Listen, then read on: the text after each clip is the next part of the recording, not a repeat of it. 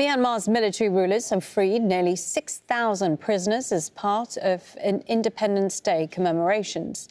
Friends and relatives greeted busloads of former inmates outside Insane Prison in the city of Yangon. 180 foreigners are among those released. Myanmar was thrown into political turmoil 4 years ago when the military ousted the civilian government. Turning to Myanmar, our humanitarian colleagues tell us that the crisis there is deepening.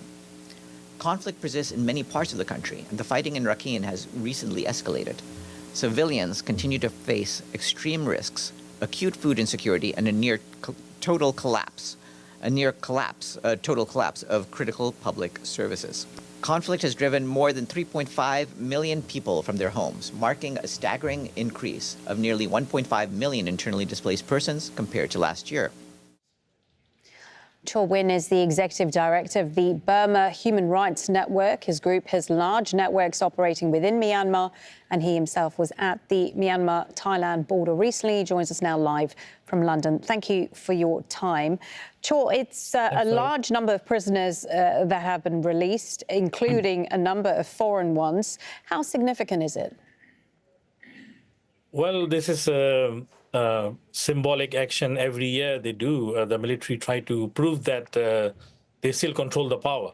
But actually, large number of countries, they are now losing grip from large number of the land in Burma. And there are significant declining of the manpower. So they're using forced conscription law, forcing the young people to join the military and then using them as a human shield. So that's a crime continuously committing by the military. And this is an action. Every year they try to show that there is some kind of control they have, but that's all they have, I think. Kyaw, for those who haven't been following this conflict very closely, it has been 4 years since the junta overthrew the civilian government, and we know the opposition has not let up its fight against the military. But how would you describe the offensive right now? How are both sides doing against the other? Well, there is a very clear sign, clear indication that the military is losing large number of land to the arms groups, ethnic fighters. And then also they have a significant declining of the manpower. So they're using repeatedly the air power, raiding airstrikes on the civilian villages and towns and putting pressure on the people that not to support the resistance. But the whole country, if you look at the whole country, is in chaos. The control of the military only remain in a major city like Rangoon, like Mandalay. But even though if you go out 20 miles out of the town, these cities, the military have no control in those areas. So in a way that who controls, but rather this is a question that the military is losing a lot of control in many parts of Burma, and the ethnic arms resistance are now taking control of them. But also in a humanitarian side, it is a chaos in the country. There is a humanitarian crisis going on in many parts of the Burma.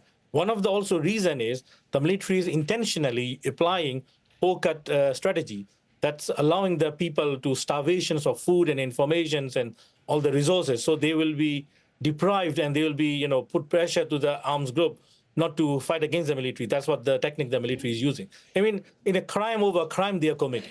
Okay, so you say the military have lost a lot of their control. Are we at some sort of turning point 4 years now? I mean, the junta say they plan on holding elections. Is that likely to go ahead? I mean, this is something very common sense. We can know that, once they don't have any control, how could they organize the election? And this also surprises us a lot as a people of Burma. If they have no control, how could they going to do the election? Even they don't even they are losing every month. They are losing one after another cities and town strategical locations. They are losing.